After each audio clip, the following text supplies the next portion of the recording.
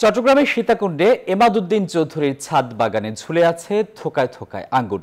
লাল আর সবুজ রঙের আঙ্গুর ফলে দারুণ মিষ্টতা দেখে খুশি উদ্যোক্তারা। চট্টগ্রাম থেকে বিস্তারিত জানাচ্ছেন নয়ন পড়ুয়া জয়।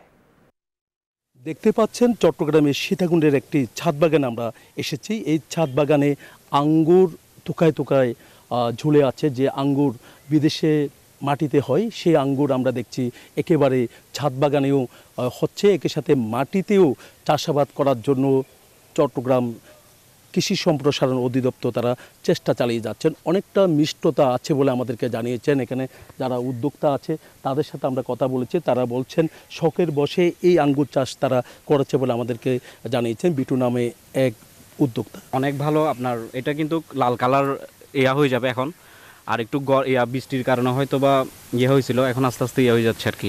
উনি বাইরে থেকে নানা রকম দেশ থেকে উনি মাধ্যমে কুরিয়ারের মাধ্যমে অনেক চারা কালেক্ট করছে আর কি। কালেক্ট করে তারপরে উনি নিজেই হার্ড ওয়ার্কিং করে এতটুকু সফলতা আসছে।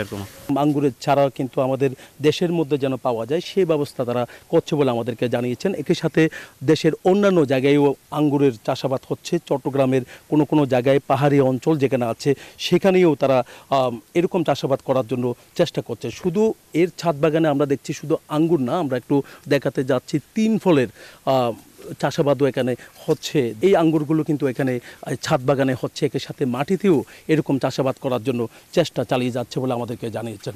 নয়ন বড়ুয়া জয়, নিউজ 24, চট্টগ্রাম।